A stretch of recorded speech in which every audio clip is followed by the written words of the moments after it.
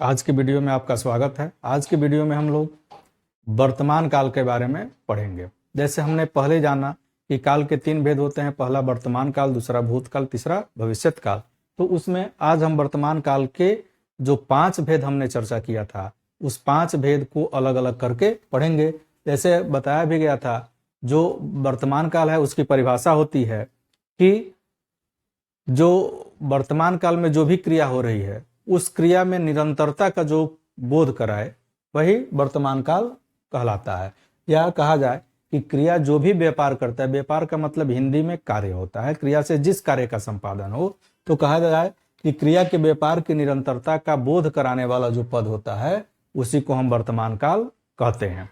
वर्तमान काल के 5 भेद होते हैं। इसमें जो पहला भेद है वह है सामान्य वर्तमान।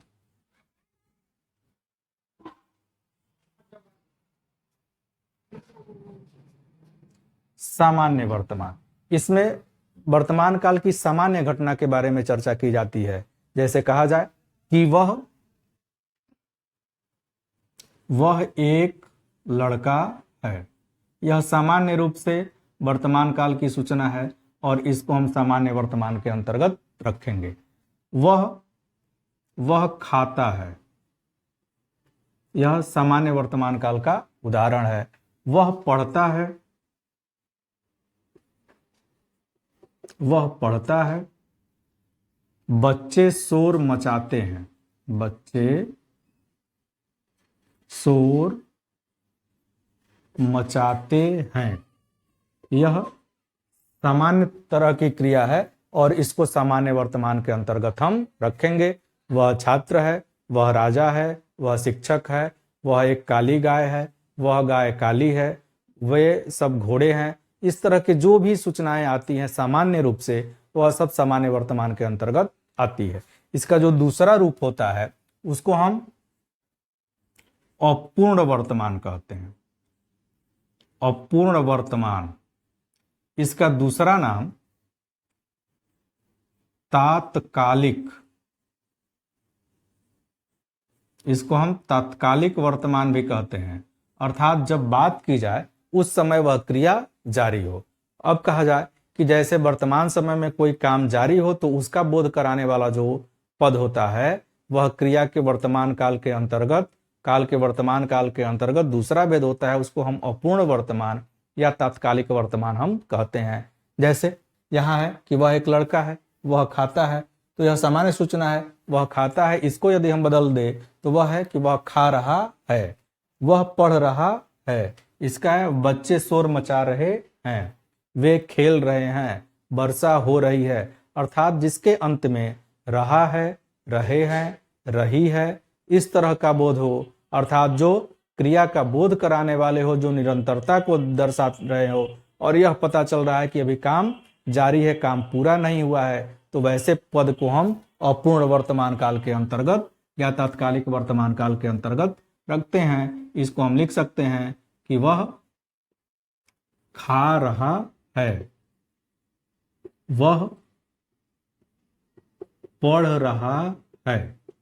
इस तरह के जो वाक्य होते हैं वह अपूर्ण वर्तमान या तात्कालिक वर्तमान कहलाता है। जो इसका तीसरा रूप है उसको हम पूर्ण वर्तमान कहते हैं। पूर्ण वर्तमान काल कहते हैं।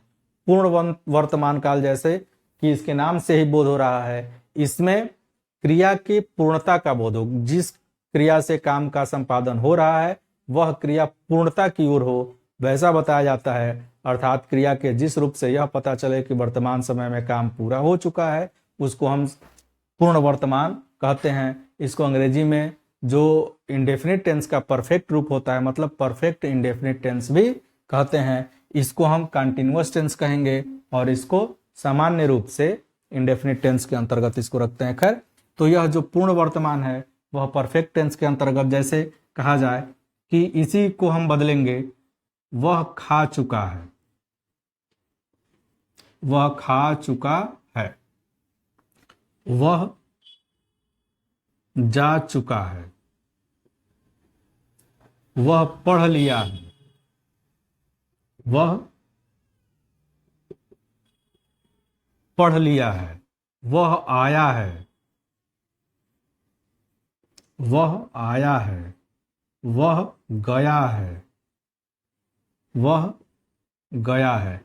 इस तरह के जो वाक्य होते हैं वह पूर्ण वर्तमान के अंतर्गत आता है।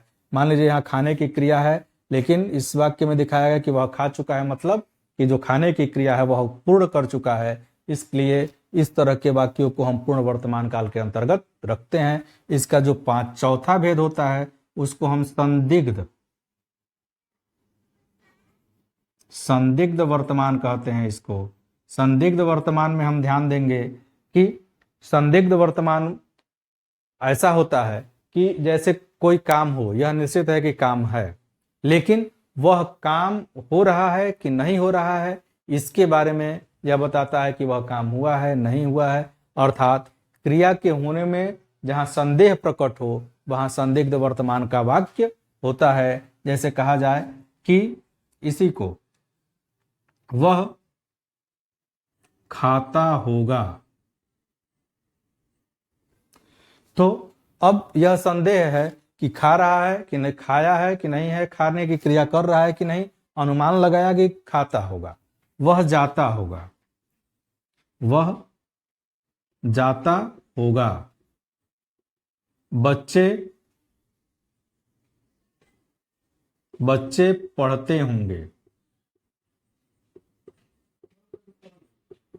बच्चे पढ़ते होंगे। सीता गाती होगी, गाती होगी। तो इस तरह के जो वाक्य है वह संदिग्ध वर्तमान के अंतर्गत आता है। इसमें क्रिया है, हो रहा है कि नहीं हो रहा है, इसमें संदेह होता है। और एक चीज और है कि यहाँ होगा, होगी, इस तरह के पद आते हैं, तो इससे हमें कंफ्यूज नहीं होना है कि यह भविष्यत काल का वाक्य है। इसमें जब पढ़ेंगे कि वह खाता होगा तो यहाँ ता होगा है, ती होगी है, ती होगी, इस ते होंगे, इस तरह के वाक्य है। तो यह वर्तमान का ही वाक्य है। और लेकिन गागेगी के कारण इसमें संदेह प्रकट हो रहा है कि काम हो रहा है कि नहीं हो रहा है। इस कारण इसको हम संदिग्ध वर्तमान के अंतर्गत रखते हैं। और पांचवा होता है संभाव्य वर्तमान। संभावना और संदेह, यह दो स्थिति होती है। संदेह का मतलब होता है कि काम हो रहा है कि नहीं हो रहा है। संभावना का मतलब भी उसी तरह से होता है, लेकिन इसमें संदिग्ध में यहां इसका मतलब है कि वर्तमान काल में काम हो रहा है कि नहीं हो रहा है, इसमें संदेह है। और संभाव्य वर्तमान में इसमें यह बताया गया है कि क्रिया वर्तमान काल में पूरी हो रही है कि नहीं है, पूरी हुई है कि नहीं है, इसमें संभावना है। वैसे संदेह और संभावना में अंतर यह होता है कि संदेह भूत का विषय होता है और संभाव्य वर्तमान का अर्थात भविष्यत का विषय होता है। मतलब कि वर्तमान में काम हो गया है, हो रहा है, नहीं हो रहा है, ऐसा है तो संदेह, और होगा नहीं होगा ऐसा है तो संभाव्य के अंतर्गत होता है। जैसे अब इसी उदाहरण में देखें, जैसे वह लौटा हो, क्रिया तो हुई लेकिन पूरी हुई कि नहीं हुई ऐसा हमें स्पष्ट नहीं हो रहा है। वह लौटा हो, संदेह है कि भाई वह लौट आया है कि नहीं लौट आया है। दुकान खुली हो, दुकान खुली हो, इसमें भी संभावना व्यक्त की जाती है कि काम शायद हो चुका है चाहे हुआ हो। उसी तरह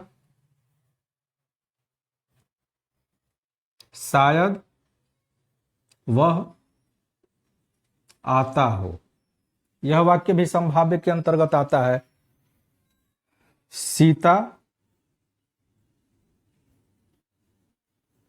पढ़ती हो, इस तरह का जो वाक्य है तो यह संभावना को दिखाता है। अब इसमें अंतर कैसे कर लेंगे, अगर चाहें तो जैसे वह खाता हो, खाता होगा लिखा है, तो यदि कर दे कि वह खाता हो तो यह संभाव्य के अंतर्गत आ जाता है।